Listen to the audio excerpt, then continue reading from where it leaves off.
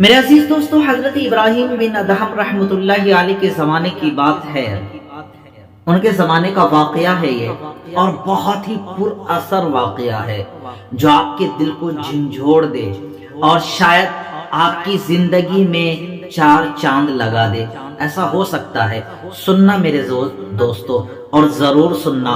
امید کرتا ہوں کہ آپ کی زندگی بدل جائے گی اس واقعے کو سننے کے بعد۔ سنو میرے دوستو، حضرت ابراہیم بن ادہم رحمۃ اللہ علیہ کا زمانہ ہے۔ حضرت ابراہیم بن ادہم رحمۃ اللہ علیہ بہت بڑے پائے کے ولی کامل جسے کہتے ہیں۔ اللہ نے بہت ساری دولتوں سے نوازا تھا۔ دولت وہ دولت نہیں جو دنیا کی کہتے ہیں، ہاں اللہ نے دنیا بھی نوازا تھا، بادشاہ تھا، وقت کا بادشاہ۔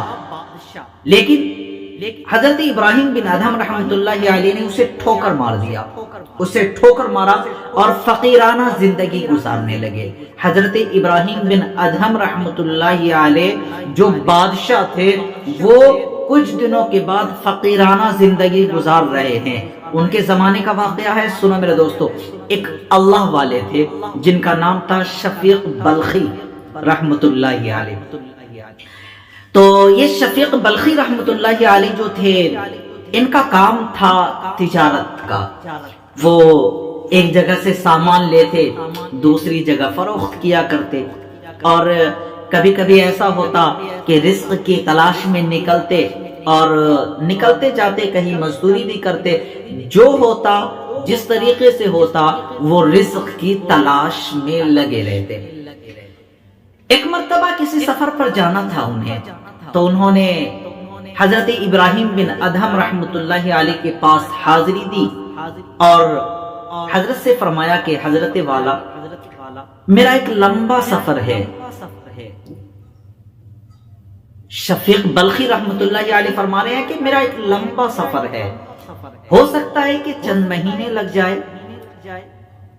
میرا دل بغیر ملاقات کیے آپ سے جانا مناسب نہیں سمجھا، کہ نہ جانے آگے کیا ہو، کتنا لمبا سفر ہو، پھر ملاقات ہو یا نہ ہو۔ اس کی وجہ سے میں نے چاہا کہ آپ سے ملاقات کر لوں، تو آپ سے ملاقات ہو گئی، دل مطمئن ہو گیا۔ آپ سے دعاؤں کی درخواست ہے، آپ دعا کریں ہمارا سفر کامیاب ہو۔ حضرت ابراہیم بن ادہم رحمۃ اللہ علیہ نے دعا دی اور وہ شفیق بلخی رحمۃ اللہ علیہ روانہ ہوئے۔ کچھ دور گئے، دن، 2 دن 3 دن گزرے ہیں، واپس حضرت ابراہیم بن ادہم رحمۃ اللہ علیہ پھر انہیں مسجد میں دیکھا۔ تو حضرت ابراہیم بن ادہم رحمۃ اللہ علیہ نے ان سے پوچھا کہ کیا بات ہے، تم تو لمبے سفر پر جانے والے تھے، کیا ہوا، کیوں لوٹ آئے؟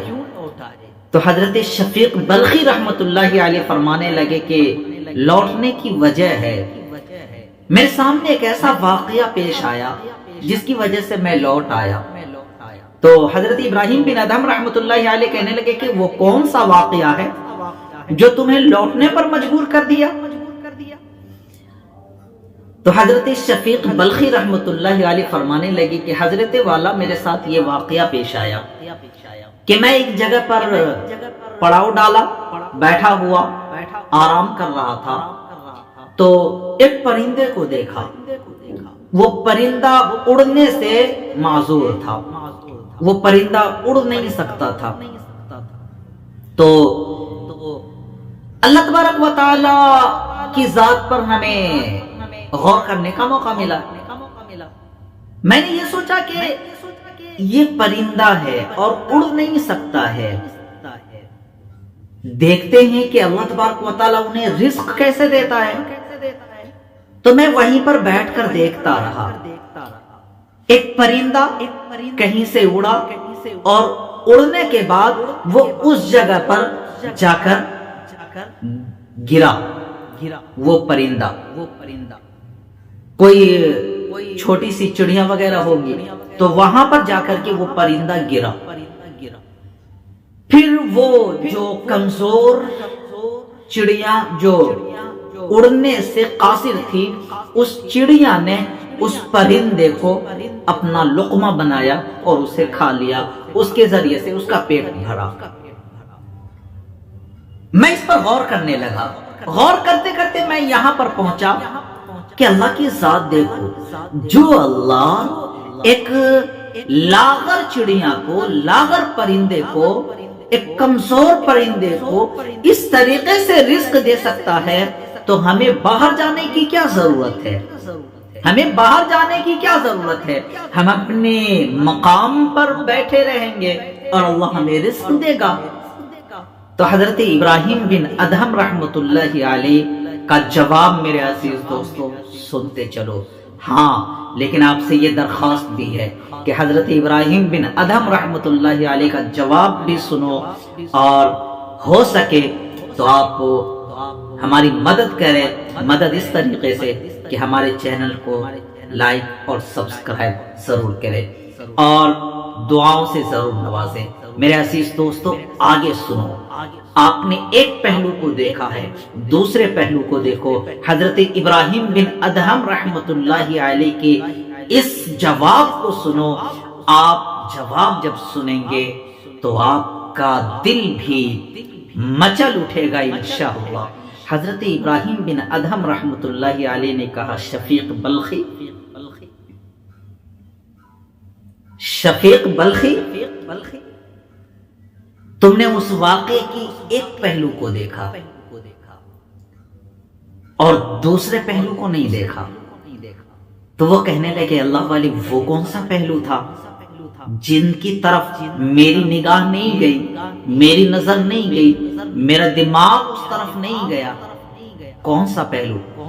تو حضرت ابراہیم بن ادہم رحمت اللہ علیہ کہنے لگے کہ ہاں، تم نے یہ تو دیکھا کہ کمزور پرندہ ہے، لاغر پرندہ ہے، جو اڑنے سے قاصر ہے، اللہ تبارک و تعالیٰ انہیں رزق اس طریقے سے پہنچا رہا ہے